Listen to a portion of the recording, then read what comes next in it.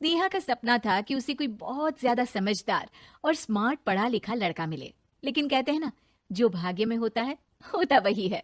देख, मैं साफ कह रही हूँ, लड़की के बाप के पास भर भर के पैसा है।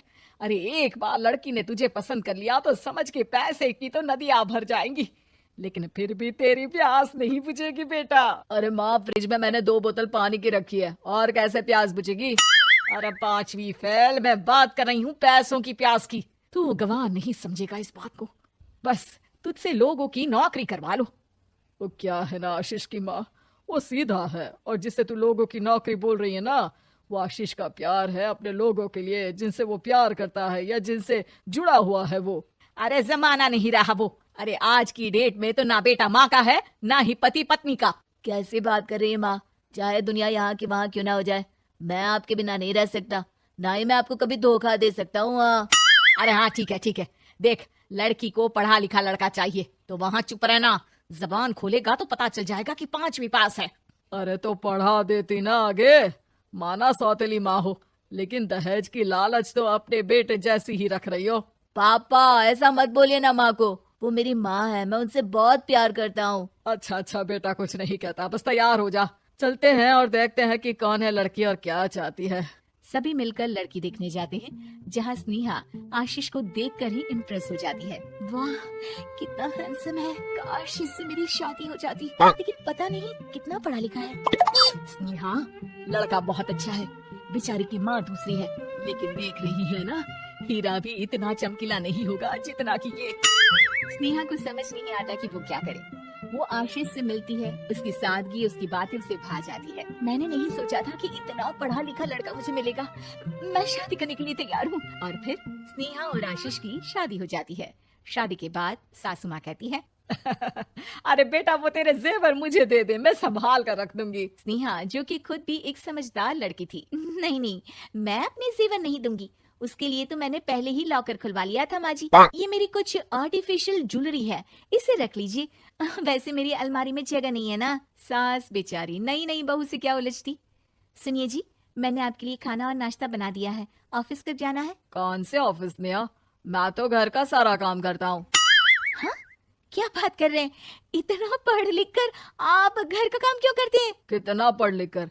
मैंने तो सिर्फ 5वीं तक पढ़ाई की है। तभी वहाँ सास आ जाती है। अरे 5वीं तक भी पढ़ लिया तो समझो मेरी कृपा से, वरना तो जो इसके लक्षण थे ना, क्या बताना। अच्छा आशीष, जरा बाहर जा और भाग कर टूथपेस्ट लेकर आ, सुबह से मंजन नहीं किया। और हाँ, फिर जाकर दुकान की सफाई कर देना, तेरा छोटा भाई दुकान पर जाने को तैयार हो रहा है। स्नेहा ये सब सुनकर हैरान रह जाती है। वो सोचती है कि आखिर उससे क्या गलती हो गई जो उसके साथ ऐसा हुआ। आशीष स्नेहा के पास जाता है। सुनो, तुमको तो मैंने पहली मुलाकात में ही बताया था कि। स्नेहा आशीष की बात ही नहीं सुनना चाहती है। वो जोर से चिल्लाती है, चुप रहो बिल्कुल, गवार कहीं के। कितना बड़ा धोखा हो गया मेरे साथ, अब मैं इस घर में नहीं रह सकती। प्लीज ऐसी बात मत करो, मेरी पत्नी हो तुम, जैसे बोलोगी मैं वैसा करूंगा। मैं कोशिश करूंगा बाहर जाकर कोई काम ढूंढ लूं, पर प्लीज मत जाओ। चुप रहो गवार कहीं के, मैं तुम्हारे जैसी की बीवी हो ही नहीं सकती। आशीष स्नेहा को लाख समझाने की कोशिश करता है, लेकिन वो अपने मायके चली जाती है। माँ चलिए ना, स्नेहा को मना कर लेकर आते हैं। अरे जाओ, मनाने जाए मेरी जूती।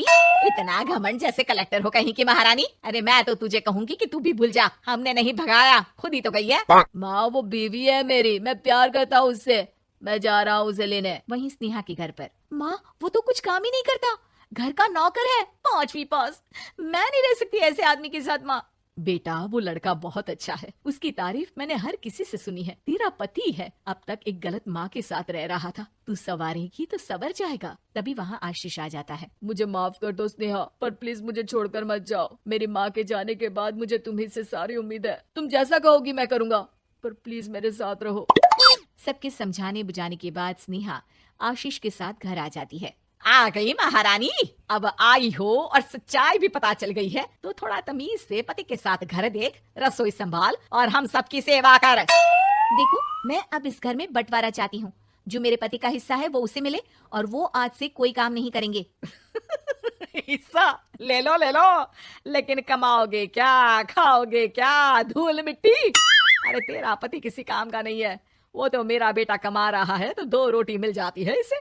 तभी वहाँ स्नेहा के ससुर आ जाते हैं। मैंने एक बंद फैक्ट्री को पहले ही आशीष के नाम कर दिया है और घर के 2 तल्ले में 1 तल्ला ले लो। मैं तो आशीष के पास रहूंगा, वकील थोड़ी देर में आता ही होगा। अरे जाओ जाओ, 2 दिन में भूख से तड़प कर सब वापस आ जाओगे। बढ़िया आई बहू बेटे वाली। फिर क्या था, स्नेहा आशीष के साथ मिलकर बंद फैक्ट्री को खोलती है और मन लगाकर काम करती है।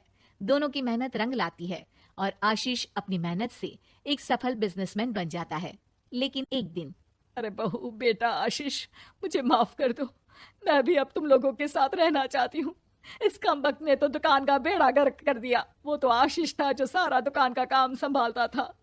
बेटा हमारे पास तो अब खाने को भी नहीं बचा। माँ जी, इसे कर्म के फल कहते हैं। खैर, खाना है तो आपको और आपके बेटे को काम करना पड़ेगा, समझी? हे भगवान, अब ये दिन आ गए हैं कि बहू के साथ रहने के लिए मुझे काम करना पड़ेगा। बेटा आशीष, तू ही समझाना अपनी बीवी को। पता है ना मैंने तुझे कितने प्यार से पाला है। हाँ माँ, वो तो ऐसे ही बोल रही है आपको। अरे घर में कामकाज के लिए बहुत सारे नौकर चाकर है, आप आराम से रहिए माँ। स्नेहा आशीष का अच्छा और सरल सच्चा व्यवहार देखकर मन ही मन सोचती है, मेरा पति गवार ही सही, लेकिन दुनिया का सबसे अच्छा इंसान है।